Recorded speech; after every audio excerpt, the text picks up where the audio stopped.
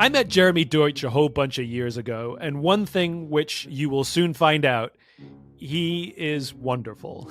He's a character. He is also a bottomless pit of American presidential information and trivia. So, for this President's Day, I thought to bring my friend Jeremy on to teach us all a thing or two about our past presidents and some of their strange habits. This is a bit of optimism.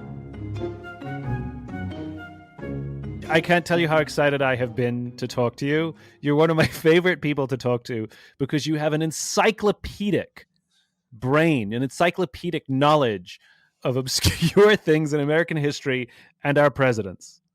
And I always learn something every time I talk to you. So I thought I should not be selfish with these conversations. I should share you and your knowledge. Tell me about John Quincy Adams. He's your favorite, right? Oh, yeah. I get excited about this guy because if you read what he wrote in his inauguration speech, it was like very progressive things. You know, he was talking about ending slavery in the territories. This is 1824. Please know that if you look at the first 8 presidents or so, and you look at our founding fathers, and John Quincy Adams, not a founding father. His father was John Adams. But of the 8, John Adams and John Quincy Adams were the only ones that did not own slaves. Now think about that. Sure, they're from the North, but they were big, abolitionists. And Abigail Adams was probably the strongest voice in the Adams family there on a very, very strong anti-slavery platform. So he, in his inauguration wanted to talk about abolishing slavery, in the territories, like kind of a containment strategy that we see later with President Lincoln, certainly adopted earlier by the Whigs. But he also talked, Simon, about a national school system and a national road system. I mean, again, 1824, we didn't see a national road system until Eisenhower in 56, right? In the interstate. So this was a person who was a big academic like his dad, just an intellectual giant, arrogant like his dad. He wanted to make certain everybody knew he was the smartest guy in the room. And unlike his dad, who had a little bit of a sense of humor, John Quincy Adams, no sense of humor at all. So, like, a really tough time. What happened to him after his one-term presidency? Well, this is where it gets really cool. And hopefully we still have your listeners, okay? He was really devastated. I think they would, during his presidency and afterwards, I think some would probably say there was clinical depression. Very sad. What is he going to do? His parents were very tough on him, okay? And he started writing a biography about his dad and working on some other things. He's like, nah, I'm not fulfilled. And then he found his why. And it was this. It was getting elected to Congress. Yeah, that was a tactical thing. But he was like kind of our first single issue candidate. And that was to end slavery. Wait, he went from being the president to going to Congress? Correct. Wow, that doesn't happen very often. No, they're the only one to do it. Wow. And actually, Simon, he served 18 years in the House. Oh, wow. And many would probably say the impact that he had was super significant. And here's where I get super excited about John Quincy Adams. There was a gag order, I believe it was in fact for 16 years, where you were not allowed to mention the word slavery, not on the House floor, not in committees. And if you did, you could be, censured, right? There would be some type of rebuke towards you. You could potentially be expelled from the House. Wow. And thrown out of Congress if you mentioned the word slavery. Well, John Quincy Adams, I'm the former president of the United States. Who is going to kick me out? Okay. And he actually does something quite brilliant. He drafts like a resolution. And he mentions the word slavery as many times as you can humanly mention it in one document, okay? And now he's going to be censured, potentially expelled from the House. But here's the beautiful thing. He had unlimited time to defend himself. So he spent 2 weeks giving these speeches on the floor of the U.S. House of Representatives, talking about how horrible slavery was, how it needs to be ended. And that day his supporters would take his speeches and they would turn them into pamphlets and they would distribute the pamphlets to citizens because they were trying to change the tide on public opinion on slavery. And this was all driven by John Quincy Adams. And in fact, it took him 8 years, but he defeated the gag rule. And once again, the word slavery was allowed to be mentioned in the House. I'll tell you the other thing. And do you remember, did you see the movie Amistad? Yes. Okay. Well, so he was the one, okay, who defended the slaves and the mutiny that occurred on that ship. And he did it pro bono. He didn't charge. And he gave 2 days of oral arguments. The case made it all the way to the Supreme Court. He gave 2 days of oral arguments. He was victorious. And that was the type of guy John Quincy Adams was. One of the things that I don't think a lot of people realize is how the debate and the discomfort of slavery, how much it has been present throughout the history of this nation, that it was contentious for our whole history, to the point where they banned the mention of the word on the House floor is astonishing because they just didn't even want to talk about it. How do you get enough votes to restrict a word that needs to be talked about on the House floor where they're, and it takes the courage of John Quincy Adams to put his career on the line.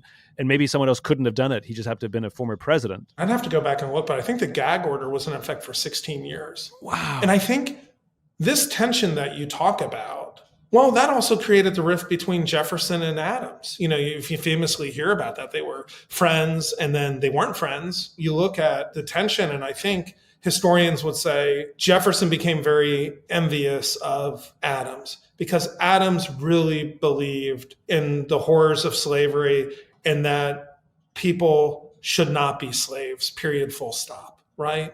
And, Thomas Jefferson wrote about all men are created equal, but did he really believe that? All? A lot of former presidents, when they passed away, they freed their slaves. But Thomas Jefferson didn't do that. I think you're spot on, since before our country was founded and certainly all the way through the Civil War, and then even after the Civil War. This nation has a complicated history, and we're in a period now where one side romanticizes our history and the other side demonizes it. And I think both are right. There are some progressive and romantic ideals that come from our history, but there's some darkness as well.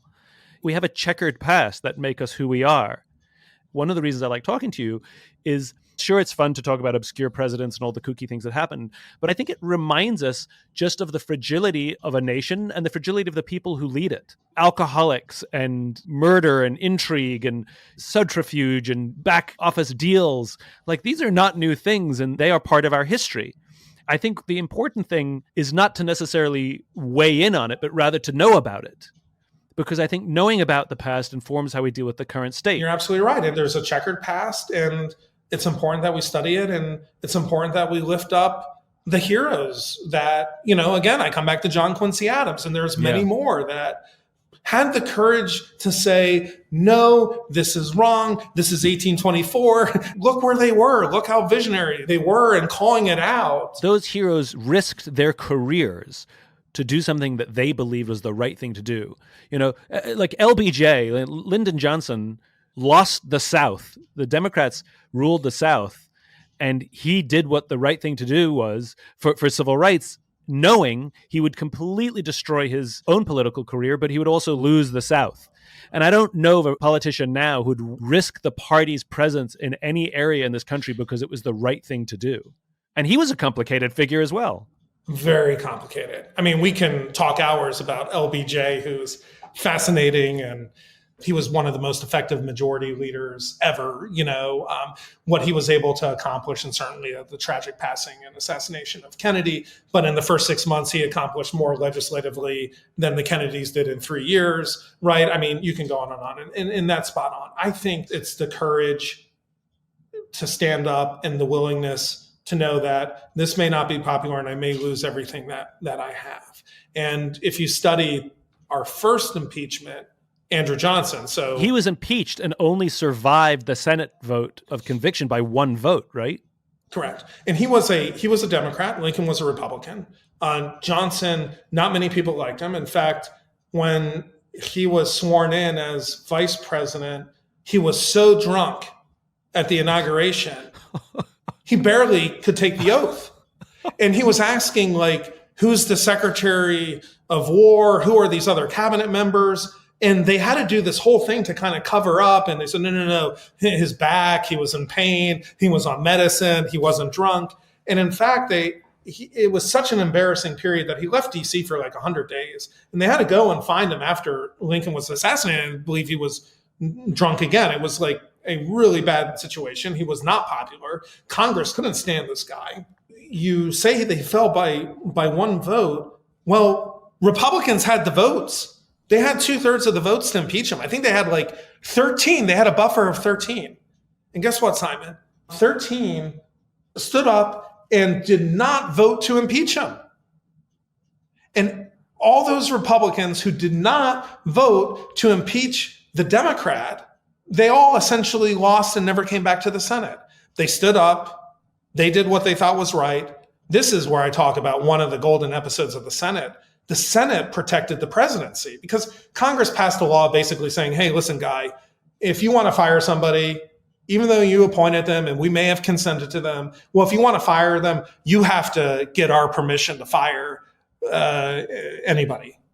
And Johnson's like, nah, forget it. No, come on. I'm the president. I don't have to listen to this. And I don't have to follow that. And that kind of really egged him on. But really, those Republicans stood up. They did the right thing and they protected.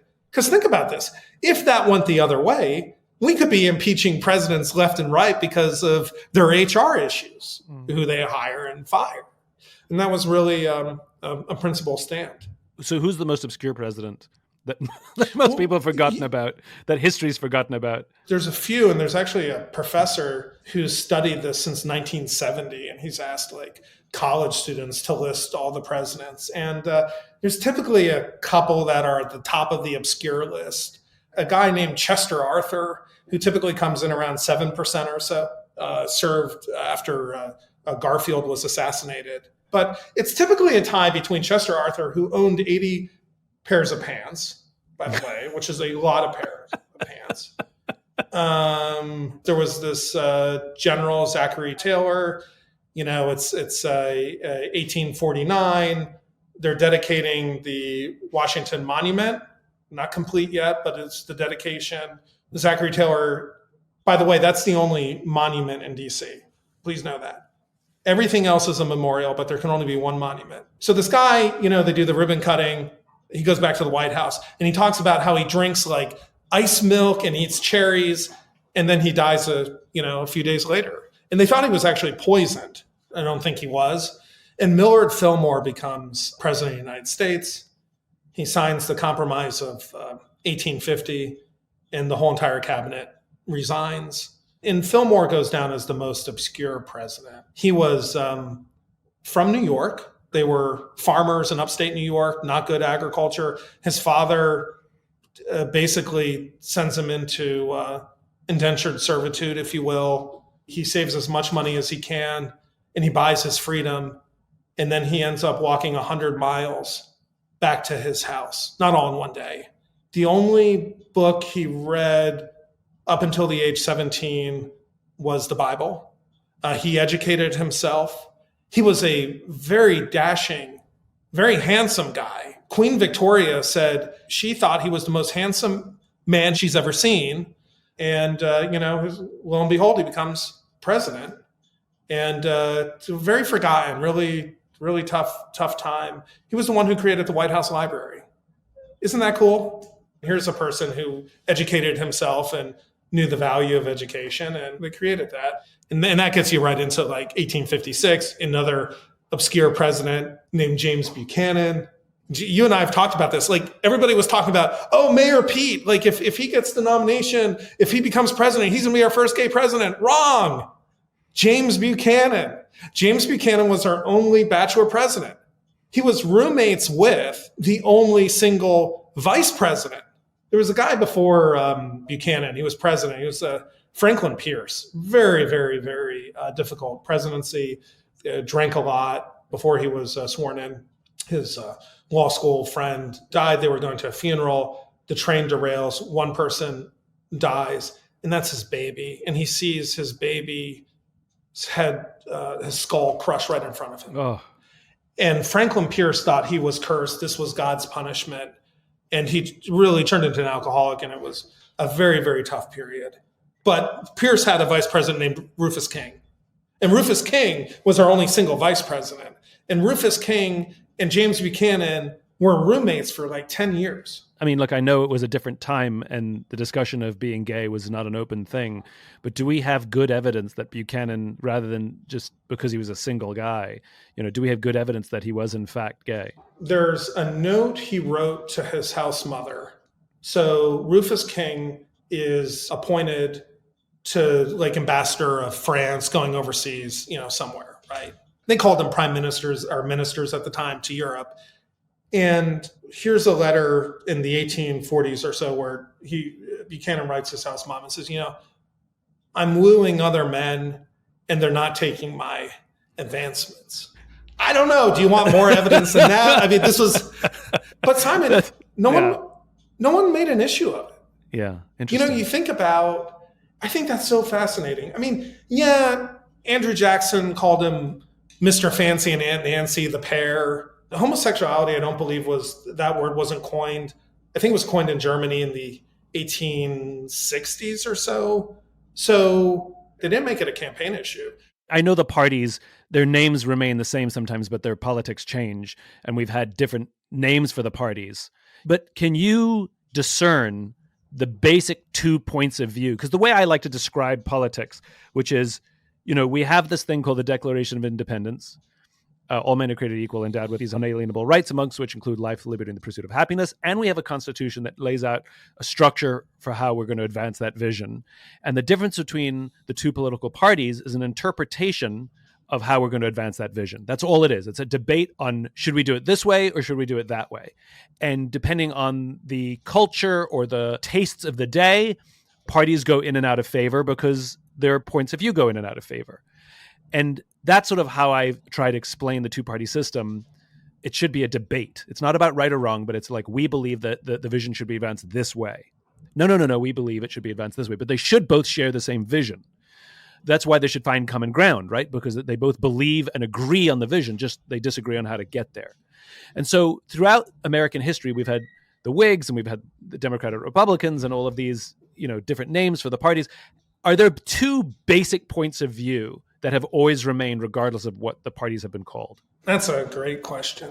Maybe it's the scope and size of government. And I say maybe because, look, my background and I'm a Republican, and you could say that, the limited government, the smaller government, right? That goes back to Washington, that debate. Yeah, because it's Hamilton and Jefferson, right? Because Washington also warned about his farewell speech, avoid the political parties, right? And you had somebody who was Jeffersonian, Thomas Jefferson, who believed in a certain size and a limited size of the government. And then you had Hamilton, not president, but very influential, who, believed in a bigger, larger role of the government. And that's probably historically been the tug of war all the way to Reagan, maybe Bush. But there's also been significant, expansions under Republicans in current times. Regardless of what the parties have been called, whether it was the Whigs or the Democratic Republicans or Democrats, regardless of the names that they've taken, there have been two basic interpretations of how to advance towards the vision that is the United States. One party has always generally believed that government's role is to intervene and help as many people as possible achieve that vision. And the other party has basically believed that government's job is to do the basics, collect taxes, defend the country, and basically let people figure it out themselves and sort of stay out of the way as much as possible. And regardless of what the parties were called, that's basically our two-party system. Yeah, and the challenge is it's kind of like Fiddler on the Roof when the two sides are fighting. And remember, Tevye says, well, yeah, he's right. And then he hears the other argument and says, well, he's right. And then the other guy says, well, they both can't be right. And it's like, you're right, right? But both sides are right. And it's just like, how do you bring them together to do more things and solve problems? Final question for you. What, in your mind, are some of the key lessons that we can take away from some of these obscure pieces of our history that will inform or help us improve modern day tensions in our politics? There were certainly very uncivil times, but I think you can look throughout history where there were civil relationships in a good way and in positive. And I'll give you maybe two examples. Certainly, the presidential transition of power is so important to our country, right? And I mean, James Buchanan, during Lincoln's inauguration right before, says, if you're as happy as I am leaving this place as you are, Mr. Lincoln, coming in, then you, sir, are the most happiest man in the world, right? During that period, and it was a lame duck period, I think 7 or 8 states left the Union, even before Lincoln was sworn in. And Buchanan didn't do a thing. And Lincoln inherited a big mess from Buchanan. And if you look at all of Lincoln's speeches and everything he said, how many times did he blame James Buchanan for all his problems? And the answer is 0. And I think that's really important. We've certainly seen it with President Trump. We see it with President Biden, and it's blaming the others for the problems that they have now. And I think, again, being inspired to paint a positive, forward-looking agenda, not looking back. Yes, studying the past, but looking forward. I think that's really important. And I think we can draw a lot from Lincoln on that. I'll close with our guy who messed up with the numbering system, Grover Cleveland, the 2 non-consecutive terms, who I made this comment recently. I was comparing, President Obama to Grover Cleveland, which I don't think anybody has done. This is probably a first on your podcast. And I was just talking about, wow, we haven't seen anybody's political career go up so fast since Grover Cleveland. And Barack Obama went from state senator to U.S. senator to president of the United States. Grover Cleveland goes from mayor of Buffalo to governor to president in 3 years. Beat that. Okay. But, okay. So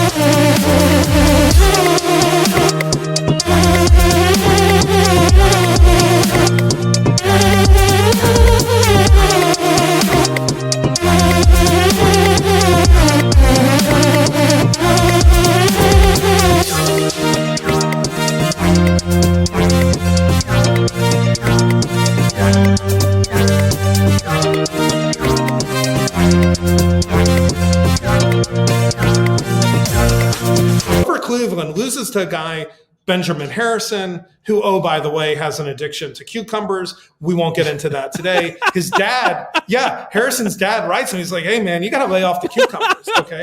They were worried about, he said his 2 vices were cucumbers and cigars. You got to lay off of it. But he was the grandson of William Henry Harrison. William Henry Harrison was at that time, the oldest president sworn in.